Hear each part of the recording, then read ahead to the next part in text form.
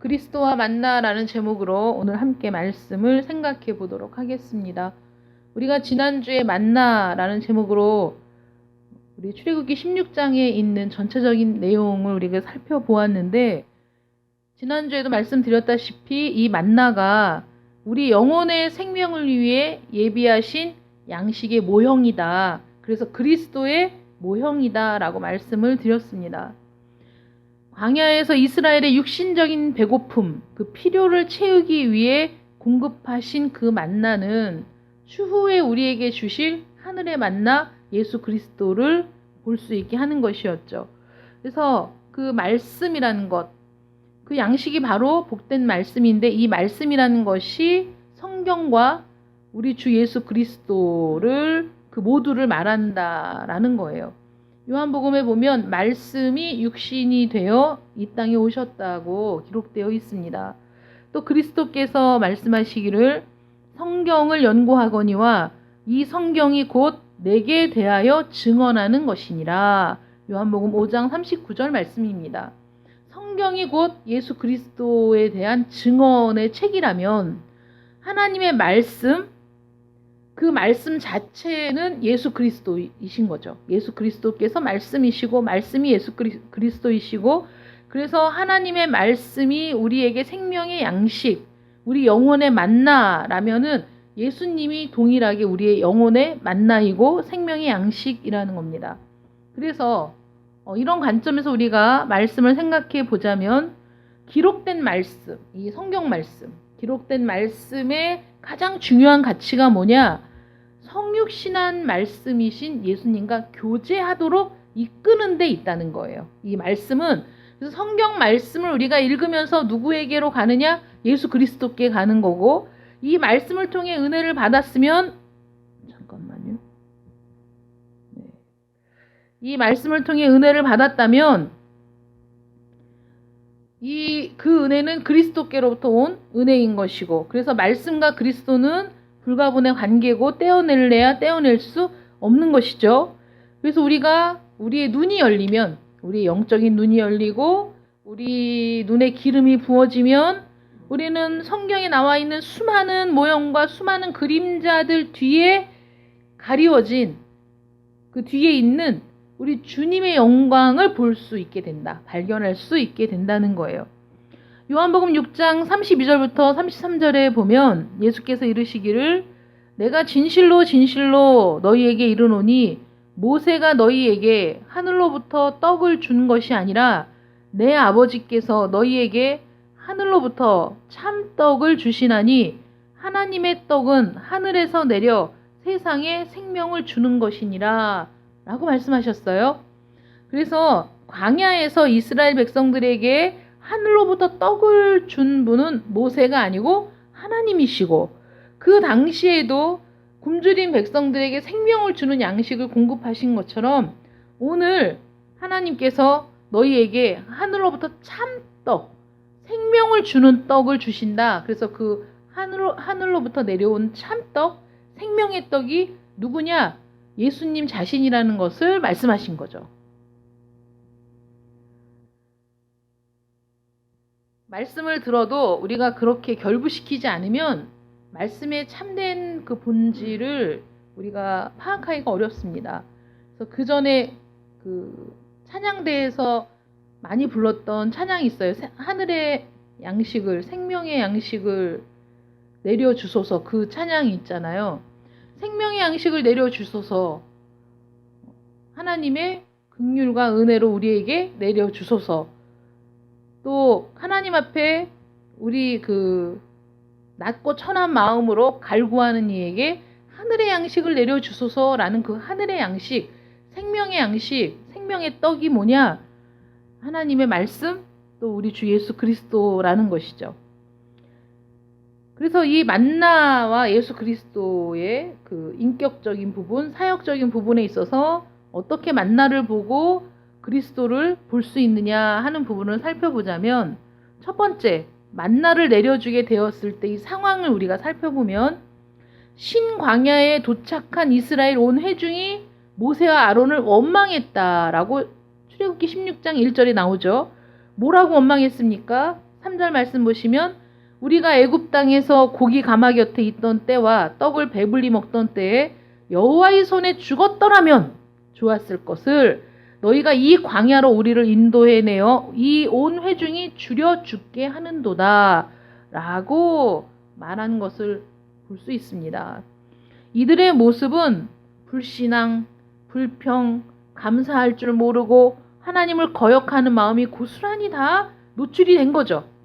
하나님이 그동안 이스라엘을 인도해 오신 일들을 바로 자신들이 그 전까지 3일 전까지 겪었던 놀라운 일들을 생각한다면 감히 하나님 앞에 비록 먹을 양식은 다 떨어지고 지금 아이들은 배고프다고 울고 자신들의 처지가 앞으로 어떻게 될지 막막한 상황이라고 하더라도 자신들을 지금까지 인도하시고 구하시고 생명을 보존케 하신 하나님을 생각한다면 이런 표현조차도 우리에게 양식이 떨어졌는데 어떻게 하면 좋을까요?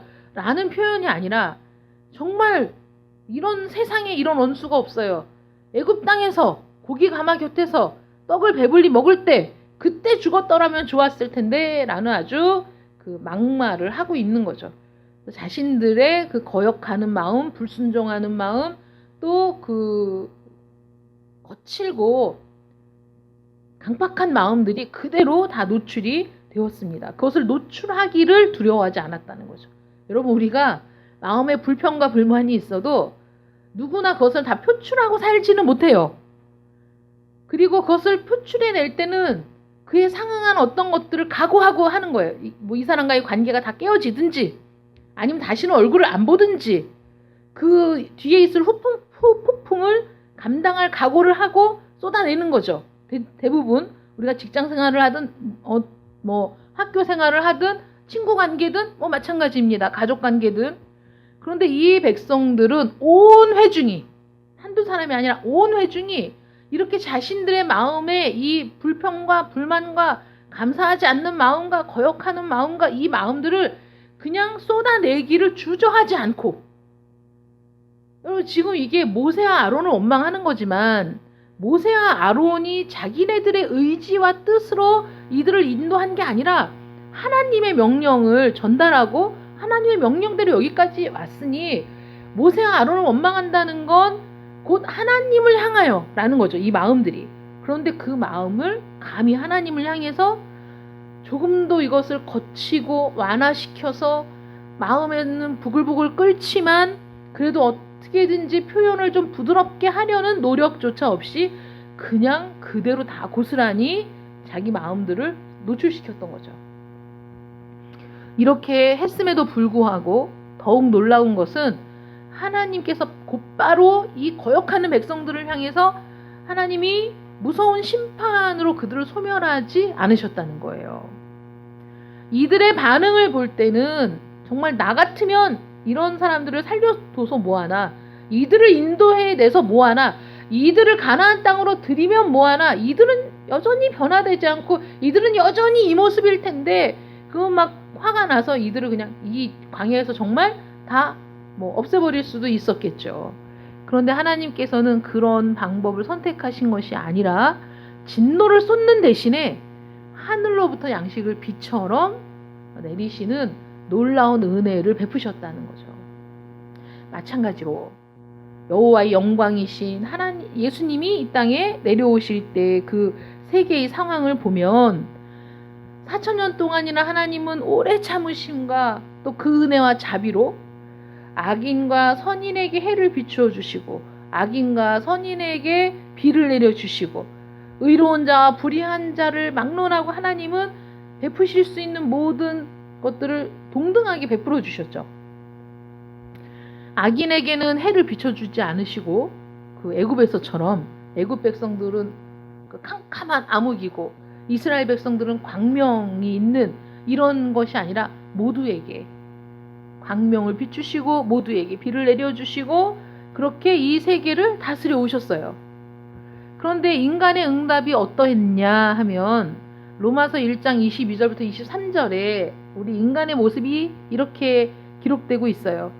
하나님을 알되 하나님을 영화롭게도 아니하며 감사하지도 아니하고 오히려 그 생각이 허망하여지며 미련한 마음이 어두워졌나니 스스로 지혜 있다 하나 어리석게 되어 썩어지지 아니하는 하나님의 영광을 썩어질 사람과 새와 짐승과 기어다니는 동물 모양의 우상으로 바꾸었느니라.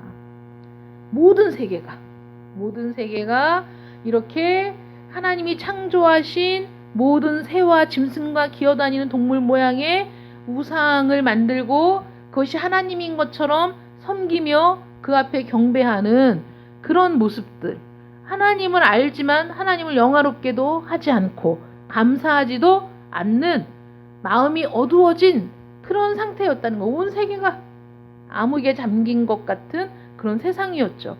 그런데 그런 세상을 사실 심판하심이 마땅한데, 그런데도 불구하고 하나님은 더할 수 없는 은혜로 사랑하는 그의 친아들을 이 세상에 보내주셨고, 보내주신 것뿐만 아니라 우리가 갚을 수 없는 빚을 탕감해 주셨다는 거예요.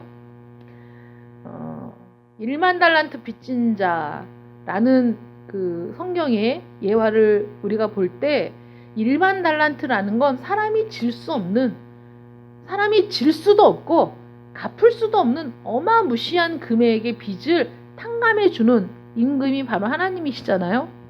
그런 빚을 탕감해 주셨어요. 갚을 수 없는 빚. 그게 뭡니까? 사람이 모든 사람이 한 번 죽는 것은 정해진 것이고 그 후에는 반드시 심판을 받게 되는데, 그 심판을 통해 모든 사람은 영원한 죽음으로 들어가는 거죠. 그래서 죄의 삭은 사망인 겁니다. 근데 그 죄의 값을 누가 대신 지불해 줄 수 있느냐? 그 죄의 값을 누가 탕감해 줄 수 있느냐? 없다는 거죠. 아무도 없어. 불가능해. 왜냐하면 내 빚도 내가 못 갚는데 너의 빚을 내가 못 갚지. 모든 인간이 동일한 수준인 거죠. 나에게 지워진 죄의 값을 나도 갚지 못해. 나도 죽는 것이 정해진 운명이야. 그리고 그 후에는 또 심판을 받아. 그리고 영원한 사망으로 들어가. 이것이 모든 사람에게 지워진 짐이라는 거죠. 죄로 인해 지워진 짐. 누구도 그것을 벗겨줄 수가 없어. 너도 나도 서로 벗겨줄 수가 없어. 그런데 우리 주님께서 이 땅에 오셔서 그 빚을 갚아주셨다. 그 혹덩어리 같은 짐을 벗겨내 주셨다. 그래서 우리의 모든 짐을 그리스도의 십자가 앞에 내려놓고 참 자유를 얻게 되었다. 이것이 하나님이 악하고 악한 이 세상에 내려주신 은혜라는 거죠. 놀라운 은혜. 이 은혜가 주어진 것이 우리가 잘하고 있을 때, 우리가 의로울 때, 우리가 공의를 지향하며 살아갈 때, 우리가 사는 세상이 평화적이고 우리가 서로 다른 사람을 배려하며 내 손해를 감수하며 살아가는 그런 판타스틱한 세상에 하나님의 은혜가 내려진 게 아니라 곧 멸망해도 조금도 이상할 것이 없는 죄악이 관영한 땅에 하나님의 영광이신 예수 그리스도가 내려왔다는 거죠. 광야의 시대, 이 신광야에서 불평하는 이스라엘 백성들에게 하늘의 양식 만나가 내리워진 것처럼 멸망하기에 조금도 부족함이 없는 이 인간 세상에 하늘의 양식 예수 그리스도가 내려오셨다. 그리고 그 만나가 떨어진 장소가 어디냐? 그 만나가 떨어진 장소, 하늘의 양식이 맨 처음 떨어진 곳이 어디죠? 어디라고 되어 있죠? 이스라엘이 어디에 들어섰을 때? 신광야에 들어섰을 때. 우리는 이제 한문도 쓰고 한글도 쓰고 이러다 보니까 신광야, 새 신자, 새 광야 이런 생각이 들잖아요. 그게 아니고 진짜 이름이 신인 거예요. 신광야. 그래서 신, 그럼 뭐가 생각납니까, 여러분? 영어에서 신, 그럼 죄죠, 죄. 신광야에서 그들은 죄를 지었고 범죄한 그들에게 하나님의 은혜의 생명의 양식이 쏟아졌어요. 하나님의 아들이 내려오신 이 세상의 성격이 바로 이 신광야인 거예요. 신광야. 죄악이 가득한 광야. 죄악이 너무 가득 차서 어디 정말 발붙일 데가 없을 것 같은 이 세상. 이 세상은 바로 신광야였죠. 우리 주님이 이 땅에 오실 때. 광야는 어떤 곳입니까? 지난주에도 잠깐 말씀 나누었지만 광야에다 집을 짓는 사람은 없어요. 왜냐하면 뭘 일구고 먹고 뭔가를 할 만한 환경이 전혀 되지 않기 때문에 광야는 그냥 빨리 지나쳐서 목적지로 가야 될 길일 뿐이지 광야에 집을 짓는 사람은 없는 거죠. 그런데 하나님의 아들이신 예수님에게 이 세상은 집이 없는 곳이었어요. 이 세상은 우리 예수님께서 태어나실 때에는 있을 곳이 없어 사관에 머물 곳이 없어서 말 구유에 누이셨고 공적인 사역을 하시는 동안에도 인자는 머리 둘 곳이 없다라고 말씀하셨어요. 주님께서. 못 박히신 그의 육신을 위해서는 준비된 무덤이 없어서 남의 무덤에 들어가신 거죠. 이 모든 것이 한마디로 광야가 어떤 곳인지를 말씀해 주고 있고 우리 주님은 사실 이 광야와는 전혀 어울리지 않는 분이라는 것을 알 수 있어요. 그럼에도 불구하고 이 신광야 같은 세상에 우리 주님이 오셨고 그리고 이 땅에서 주님은 그 어떤 것도 어떤 혜택도 어떤 안락도 누리지 않으시고 못하시고 그리고 집 없이 머리 둘 곳도 없이 그렇게 그 생애를 불태우시고 마지막에는 물과 피를 다 쏟으시고 우리를 위해 그 생명을 내어주신 분이 우리 주님이시죠. 만나가 떨어진 장소가 신광야였듯이 우리 주님이 이 세상에 오신 것도 마찬가지로 신광야였다라는 것을 우리가 알 수 있습니다. 그리고 여호와의 영광이라는 단어가 지금 우리가 읽은 본문에 처음 나오죠. 그 전에 성경을 쭉 읽으면 창세기부터 쭉 읽으면 뭐 영광이라는 단어가 아예 안 나오는 건 아니지만 여호와의 영광이 나타났다라는 표현은 여기서 처음 나옵니다. 그게 만나가 내려질 때 여호와의 영광이 나타나더라. 여호와의 영광. 만나와 함께 여호와의 영광이 나타나거든요. 우리 주님께서 이 땅에 오실 때 우리 주님을 뭐라고 합니까? 내가 보니 독생자의 영광, 하나님의 아들의 영광, 하나님의 얼굴의 광채. 예수 그리스도는 하나님의 영광을 그대로 드러내는 분이었어요. 하늘의 양식으로 이 땅에 오신 예수님. 그 예수님을 통해 여호와의 영광이 온전히 드러났다. 여러분 이 만나를 우리가 생각할 때 이제부터 성경을 읽을 때마다 만나가 연관된 단어 그 구절들을 보면 잘 유의해서 보세요. 만나가 이 땅에 처음 내렸을 때 여호와의 영광이 그들에게 나타났고 우리 주님이 이 세상에 오실 때 여호와의 영광은 완전히 드러났다. 그래서 이스라엘 백성들에게 그 광야에서 만나를 먹이신 하나님에 관한 놀라운 기사는 이스라엘 백성들에게 끊임없이 전달되어서 예수님께서 오병이어의 기적을 베푸실 때에도 그들은 그것을 모세를 통해 하늘의 양식을 내려주신 하나님을 기억하게 했고 그리고 이 예수님이 모세와 같이 하늘의 양식을 내려주는 분이라는 생각을 하기에 조금도 부족함이 없는 그런 상황이었죠. 근데 우리 주님께서는 너희가 떡을 먹고 배부른 까닭에 나를 따르지만 육신의 필요를 채우는 그저 떡일 뿐인 그게 아닌 거죠. 우리 주님은 우리 영혼의 양식, 생명의 양식, 눈꺼풀이 벗겨져서 그걸 봐야 되는데 그걸 보지 못하고 이 줄임배를 채운 그것만으로도 우리 주님을 따라 배를 타고 건너고 사람들이 왕으로 추대하려고 하고 이런 모습들이 성경에 나와 있죠. 이 여호와의 영광 하고 얘기하면 우리가 그의 영광을 보니 아버지의 독생자의 영광이요. 아버지의 영광의 광채라는 그 성경 말씀들을 볼 때마다 우리 주님이 우리 하나님께서 이스라엘 백성들에게 만나를 내려주실 때 이미 생명의 양식을 우리에게 내려주실 그 모든 일들은 하나님의 섭리 안에 작정되어 있었다. 예정되어 있었다라는 것을 알 수 있는 거예요. 그 만나가 하늘에서부터 내려왔죠. 하늘의 선물이죠. 인간이 만들 수 없었던 거예요. 우리 지난주에 말씀 들었잖아요. 그들에게 필요한 양식이 매일매일 필요한 양식이 얼마나 어마무시한 양이었는지 200만 명이라는 사람이 매일 먹어야 하는 양식. 누가 그것을 공급해 줄 수 없어요. 누가 그것을 날마다 공급해 줄 수 있습니까? 광야에서 어떻게 그 많은 양식을 구할 수 있습니까? 이것은 정말 매일이 기적이었거든요. 매일이 기적인 삶. 여러분들도 매일이 기적인 삶을 살아가시길 축원합니다. 하나님의 말씀을 통해 매일의 기적을 경험하는 거예요. 매일의 기적. 매일매일 제공되는 하나님의 능력. 그러니까 그들에게 만나를 내리신 것, 만나를 그들이 먹었다라는 건 그들은 매일 하나님의 기적을 보고 경험했다는 것이죠. 하늘에서 내려진 것. 이것은 이 땅에 속하지 않은, 이 땅에서는 도저히 제공할 수 없는 하늘의 선물이었듯이 우리 주님도 하늘의 선물이었다는 거죠. 그래서 성경은 이렇게 기록하죠. 첫사람 아담, 그리고 둘째 아담, 이렇게 나와요. 첫사람 아담, 둘째 아담. 첫사람 아담은 땅에서 나왔죠. 둘째 아담은 누구입니까? 예수 그리스도시죠.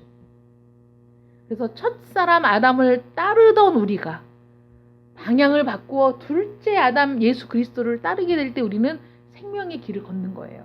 하늘의 길을 걷는 거예요. 첫사람 아담의 뒤를 따르는 건 모두가 정해진 운명으로 살아가는 거죠. 이 땅에 태어난 모든 사람이 첫사람 아담의 뒤를 이어 살아가고 있어요. 이 땅에서 땅만 보며 그리고 멸망의 길로, 죽음의 길로 가고 있는 거예요. 그는 땅에서 태어났지만 둘째 사람 예수 그리스도는 하늘로부터 오신 생명의 양식이라는 거죠. 그래서 광야에서 이스라엘 백성들에게 내려진 만나가 하늘에서 내려진 것처럼 우리 주 예수 그리스도도 하늘에서 내려진 성령으로 잉태된 하나님이셨다라는 것을 볼 수 있습니다.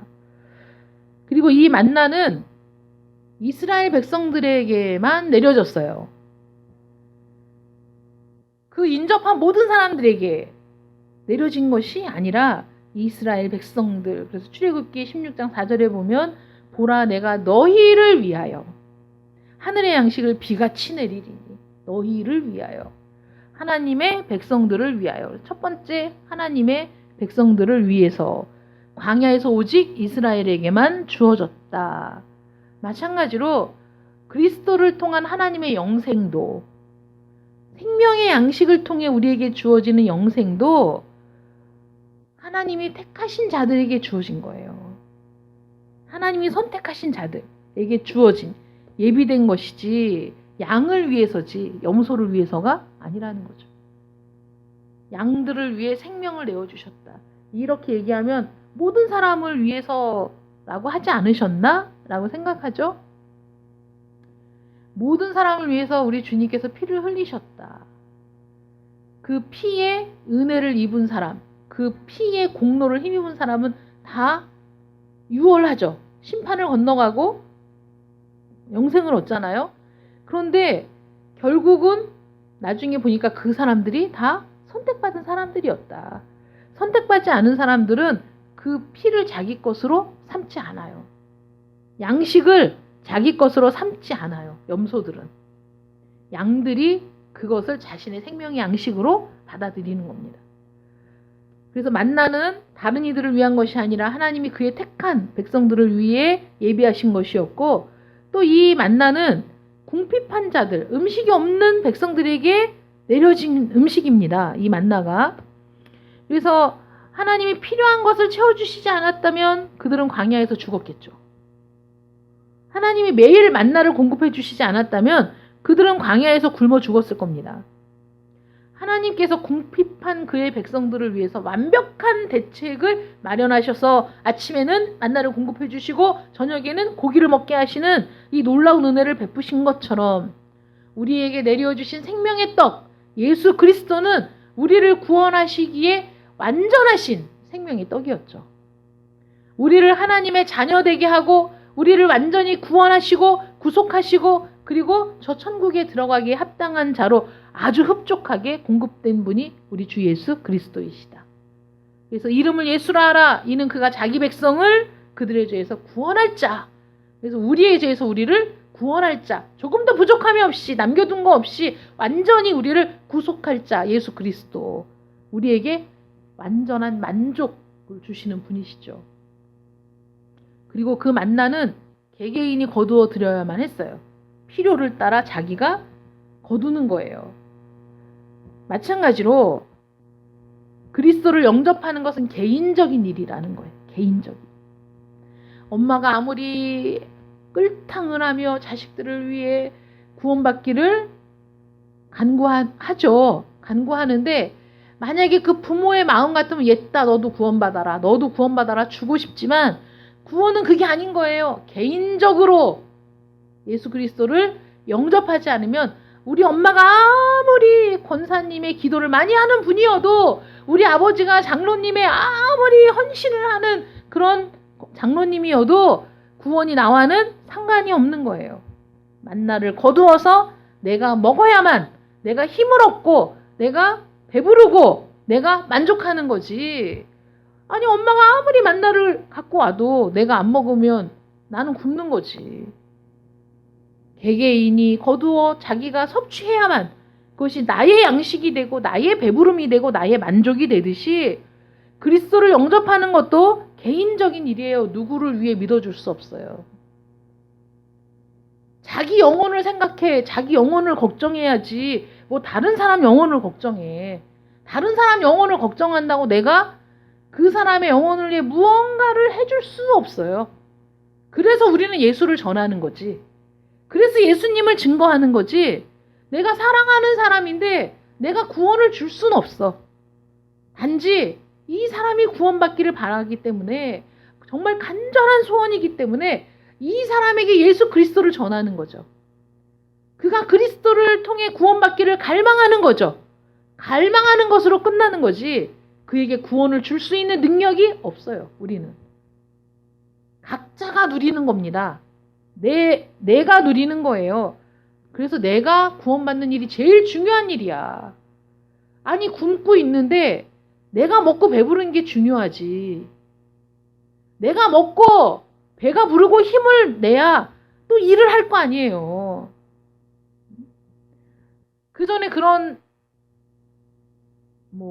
며느리를 구하는데 시험을 내잖아요. 쌀을 한 대를 주던가 한 마를 주던가 한 달 동안 살게 하면서 한 달을 버티면 며느리가 되게 해준다는 거 얘기 다 아시죠? 그랬더니 그 허리를 막 졸라매고 그거를 한 달로 나눠서 그만큼을 죽을 물을 많이 붓고 쑤어서 먹다가 나중에 도저히 배고픔을 견디지 못해서 사람들이 다 도망가는데 어떤 아가씨가 자기 종하고 와서 하겠다. 그 시험에 내가 응하겠다. 그래서 쌀을 줬더니 그 쌀로 그냥 기름이 자르르하게 밥을 지어가지고 그 여종하고 둘이 밥을 맛있게 먹고 나서 그 여종에게 야 너 가서 일감 좀 가서 가지고 와. 배불리 먹고 나가가지고 여기저기 다니면서 일할 것들을 찾아서 바느질 할 것 찾아가지고 와서 둘이 배 두들기면서 바느질 해가지고 갖다 주니까 그 삭을 벌어서 쌀도 사고 반찬도 사고 이러고 그냥 한 달 동안 먹어가며 일해가며 아주 견뎠다라는 그 얘기 아시잖아요. 그래서 그 지혜로움을 보고 며느리를 삼았다. 내가 풍족해야 손이 나가는 거고 내가 배불러야 힘을 얻어 일하는 거지. 아니 내 영혼은 줄이고 궁핍하고 내 영혼은 지금 말라 비틀어져서 죽은 상태인데 무슨 다른 사람을 걱정해. 나를 걱정해야지. 내가 예수님을 영접하고 내가 그 예수님으로 인해 만족을 누리고 내가 그 예수님 생명의 양식을 통해 풍족하고 그래서 내 마음이 그전에는 정말 말라 비틀어진 쪼그라진 그런 마음이었지만 은혜가 충만하니까 말씀이 충만하니까 성령이 충만하니까 얼굴도 펴지고 마음도 펴지고 다른 사람들에게 이 기쁨을 전하려고 예수 그리스도를 소개하고 이래야지. 안 그렇습니까 여러분? 이건 개인적인 일이에요. 내가 예수님을 영접해야 돼. 누가 다른 사람 어떤 분들은 우리 마누라가 새벽마다 기도하고 우리 마누라가 열심히 믿으니까 나는 그냥 죽을 때 우리 마누라 치맛자락만 붙잡고 가면 천국에 들어가겠지. 천만의 만만의 말씀이지. 누가 또 한날 한시에 죽나 또? 먼저 죽으면 어떡할 거야. 그 말도 안 되는 소리고요. 개인이 예수님을 영접해야 돼요. 모든 믿는 자에게 구원을 주시는 하나님의 능력이 됨이라 믿지 않는 사람은 정죄를 받으리니. 모든 믿는 자에게 구원을 주시는 하나님의 능력이 되는데 믿지 않는 자는 어쩔 수 없지. 믿지 않는 자는 정죄를 받고 그냥 지옥에 가는 거죠. 구원하는 믿음은 각기 자기가 어떤 모습인지를 깨달은 죄인이 그리스도를 자신의 것으로 취하는 거예요. 그래서 먹는다, 생명의 양식, 나의 것으로 삼는다 라는 표현을 하는 거예요. 만나를 내가 먹어서 내가 그 만나를 통해 배부르고 그것이 나의 양식이 되고 그것이 나의 힘이 되듯이 나를 위해 이 땅에 내려오신 예수님을 내가 그렇게 여러분 생각해 보세요. 영적으로. 그분을 나의 것으로 삼아. 그래서 그분이 내 안에 있고 그래서 내가 힘이 있고 만족하고 배부르고 그분으로 인해서 더 많은 것을 누리고 그런 상태가 돼야 되는 거예요. 그냥 예배당에 나와서 앉아 있는 것으로 어떤 관계도 맺어질 수 없어요. 주님과. 주님과는 예수님을 나의 것으로 삼은 이후에 그 관계가 지속되는 거지 나의 것으로 삼지도 않았는데 내 안에 들어와서 양식이 되지도 않았는데 내가 어떻게 만족을 누리고 내가 어떻게 무슨 관계가 있어. 왜 나에게 살이 되고 피가 돼? 아이 전혀 상관이 없죠. 그래서 예수를 영접하지 않고 교회를 10년, 20년, 30년 다닌 건 아무 상관이 없는 거예요. 나에게 양식이 아니야. 나에게 피가 되고 살이 되지도 않아. 관계가 시작이 안 되는 거예요. 만나를 내가 거두어서 내가 그 만나를 먹어야 그 만나가 나에게 피가 되고 살이 되고 나와 상관이 있어지는 거잖아요. 예수님을 내가 영접해야 나와 상관이 있어지는 거라니까. 예수님을 영접하지 않은 사람은 아무 상관이 없는 거예요. 아무 관계가 없는 거야. 예수님을 나의 구주로 나의 모든 죄에서 나를 구원할 자로 내가 예수님을 내 안에 모셔야 돼. 그걸 먹는다라는 표현. 성만찬을 할 때 떡을 떼어주시며 받아 먹으라. 이것이 내 살. 받아 마셔. 이게 나의 피라는 표현. 성만찬이라는 표현은 예수를 먹으라는 거잖아요. 우리에게 양식이 생명의 양식이 되기 위해 오셨다는 거잖아. 그 양식을 먹으면 영원한 생명을 얻는다고. 예수님이 나와 내 안에 계시면 예수님을 내가 섭취하면 예수님이 나와 상관이 있어지면 나는 영생을 얻는다고. 그래서 생명의 양식이라고요. 그 표현을 우리에게 직접적으로 만나를 먹어본 이스라엘 백성들, 그 얘기를 듣고 자란 이스라엘 백성들에게 예수님이 그렇게 하나님이 하늘로부터 내려주신 생명의 떡이다. 생명의 양식이다. 라는 말은 그들에게 훨씬 더 이해하기 쉬운 표현이라고요. 아하! 라고 직관적으로 이해가 된다고. 그래서 하나님께서 이스라엘 백성들에게 광야에서 만나를 내려주신 것이고 그 이야기들이 끊임없이 전해져 오다가 예수님이 하늘로서 온 생명의 떡이라고 그들에게 표현했을 때 그들의 눈이 열려지면 그것이 직관적으로 어떤 설명도 없이 그 의미가 이해가 된다고요. 그래서 예수님이 성만찬을 하시면서 말씀하셨어요. 받아 먹어라 내 살이다. 받아 마셔라 내 피다. 그것을 먹고 마셔야만 너와 나는 관계가 있는 거야. 먹고 마셔야만 너와 나는 이제부터 관계가 시작이 되는 거야. 그리고 이제 먹고 마신 그 예수 그리스도를 통해서 그 안에서 점점 생명이 풍성해지고 만족하고 배부르고 그리고 영생을 누리는 자가 되는 것이다. 라고 말씀하시는 거예요. 그래서 마지막으로 이 생명의 양식, 만나는 식욕에 따라 거두는 양을 결정한 거예요. 1인당 한 오멜씩 거두라고 하셨지만 많이 거둔 자도 있었고 적게 거둔 자도 있었다는 거죠. 정확하게 그것을 계량해서 거두지 못했어도 사람이 대충 한 번에 먹을 양식, 많이 먹는 사람도 있고 적게 먹는 사람도 있잖아요. 그런데 많이 거뒀어도 남지 않았고 적게 거뒀어도 부족하지 않았다는 건 자신들의 먹을 양만큼 거두어서 그것을 먹었기 때문이죠. 그러니까 여러분, 예수님도 정말 나는 막 갈급해가지고 더 많이 예수님을 더 많이 소유하고 싶고 더 많이 알고 싶고 난 예수님과 더 친밀하게 관계를 갖고 싶고 더 많이 섭취하기를 원하는 사람들은, 그것을 갈망하는 사람들은 더 많이 누리죠. 더 충만하죠. 그리고 그 은혜가 그 성령으로 인하여 그의 삶이 날마다 생명의 양식이 공급되는 기적을 경험하죠. 그런데 어떤 사람은 조금 나는 이것만으로도 충분해. 그래서 교회에 적응하는 것도 오래 걸리는 사람, 또 주님과의 관계도 너무 천천히 진전되는 사람도 있죠. 그건 개인적인 식욕, 개인적인 그 소유욕, 뭐 이런 거에 있어서 틀리죠. 우리들이 광야 음식으로서 그리스도를 먹는 양은 우리가 느끼는 영적 필요와 사모함에 달려 있어요. 내가 더 갈급할수록, 더 사모할수록, 더 많이 내가 부족함을 느낄수록 정말 강력하게 빨아들이는 거죠. 어린아이가 엄마의 젖을 먹을 때 그 조그만 아기, 정말 이렇게 이 팔뚝만한 요 정도밖에 안 되는 그 아기가 엄마 젖을 먹을 때는요, 혼신의 힘을 다해서 엄마 젖을 빨아요.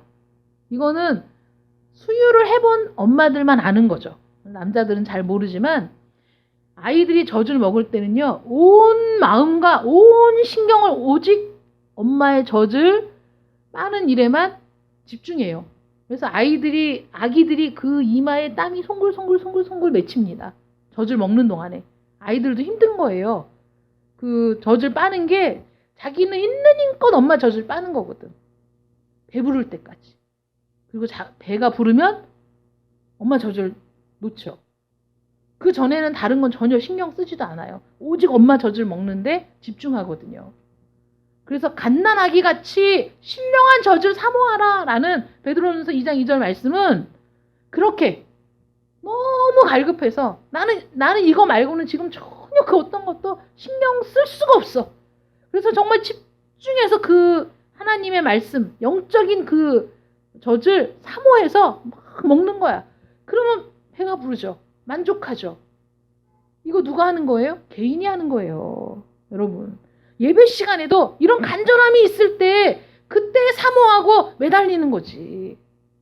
그렇게 신령한 젖을 사모해야 돼. 그래야 내 거가 돼. 정말 대중을 향해서 말씀이 선포가 되지만 이 선포된 말씀이 내 것이 되고 내 양식이 되고 내 힘이 되는 건 각자가 지금 신령한 젖을 얼마나 사모하느냐, 얼마나 내가 여기에 집중하느냐에 따라서 다르다니까요. 아이들이 공부할 때도 얼마나 집중하느냐의 차이인 거예요. 그 자리에 와서 반듯하게 앉아있느냐, 아니면 결석을 했느냐, 그 자리에 와서 앉아있느냐, 엎드려 있느냐, 뭐 엎드려 있는 애도 듣는 애들은 듣더라고. 어쨌든 10분을 집중하느냐, 20분을 집중하느냐, 그 차이죠. 공부를 잘하는 아이들 중에 쭉쭉쭉 밀리는 게 그 집중력의 차이인 거죠. 어린 아이들 같이 여러분들도 신령한 젖을 사모하는 자들 되시길 축원합니다. 생명의 양식이 내리고 있어요. 말씀이 쏟아지고 있어요. 선포되고 있어요. 내 옆에 가까이 말씀이 있어요. 그러나 사모하지 않는 이는 거들떠보지도 않는 거예요. 하나님을 알지 못하는 자들은 하나님의 은혜를 우습게 여기는 거예요. 별거 아닌 것처럼 치부하는 거예요. 무슨 의미가 있냐고 얘기해요. 무슨 소용이 있냐고 얘기해요. 교회 가는 게 무슨 인생에 도움이 되냐고 얘기합니다. 모르니까. 경험하지 못했으니까. 눈이 열리지 않았으니까. 그러나 하나님의 백성들에게 하늘의 만나가 쏟아질 때 그것은 그들이 광야 생활을 지탱하게 해주는 양식이고 힘이고 매일매일 그것을 거두어 먹지 않으면 그들은 그 무리에서 도태되고 그들은 병들고 그러지 않겠습니까? 만나가 내리고 있습니다. 이 악한 세상에 우리 주님은 우리의 모든 죄에서 구원할 자로 이 땅에 오셨습니다. 누가 주님을 나의 양식으로 삼느냐? 누가 주님을 나의 구원의 주로 내 것으로 취하느냐? 모두에게 열려있는 기회 같지만 모두가 선택하는 일이 아닌 거죠. 여러분들은 우리 주님을 선택하고 우리 주님을 영접하고 생명의 양식으로 섭취하는 자들 되시기를 축원합니다. 그저 그것으로 끝나는 게 아니라 여러분 정말 영적인 식욕을 좀 가지세요. 배고픔을 좀 느껴보세요. 배가 고프니까 아무것도 생각이 안 나더라고. 배가 고프니까 저녁에 누웠는데 계속 먹을 것만 생각이 나더라고. 잠이 안 오고. 육신의 배고픔도 우리의 모든 육체적인 필요와 갈망을 뛰어넘어 우리를 먹는 일에 집중하게 만드는데 우리 영적인 배고픔, 영적인 식욕, 그래서 우리 주님으로 인해 만족하기를 원하는 그런 갈망이 여러분들에게 있으시기를 축원합니다. 사모함으로 영적인 필요와 사모함 때문에 하나님의 신령한 젖, 영적인 말씀, 우리 주 예수 그리스도를 통해 우리에게 주어진 생명의 양식을 충분히 매일 누리시는 여러분들 되시기를 축원합니다. 기도하겠습니다. 사랑의 하나님 감사합니다. 우리가 깨닫지도 못했고 알지도 못했고 우리는 배고픈 상태라는 것, 줄이고 있는 상태라는 것도 알지 못할 때 죄인된 우리를 위해 주님이 이 땅에 오셨고 생명의 양식 되시고 우리 구원의 주가 되시고 우리의 만족함이 되시고 우리의 배부름이 되시려고 이 땅에 오셨음을 깨닫습니다. 이 모든 것이 하나님의 은혜였고 하나님의 섭리였고 하나님의 계획이었습니다. 전부 우리를 위한 것이었습니다. 우리를 위해 베풀어 주신 놀라운 기회, 우리를 위해 베풀어 주신 놀라운 사랑, 이것들이 우리에게 있음에도 불구하고 누가 그것을 선택합니까? 누가 그것을 거부합니까? 누가 생명의 양식을 사모합니까? 누가 생명의 양식을 우습게 여깁니까? 하나님, 우리 개개인이 생명의 양식을 취해야 됩니다. 우리 개개인이 그것을 나의 것으로 삼아야 됩니다. 우리 안에 영적인 배고픔, 우리 안에 영적인 갈망, 우리 안에 주님의 은혜를 소원하는 마음이 있기를 원합니다.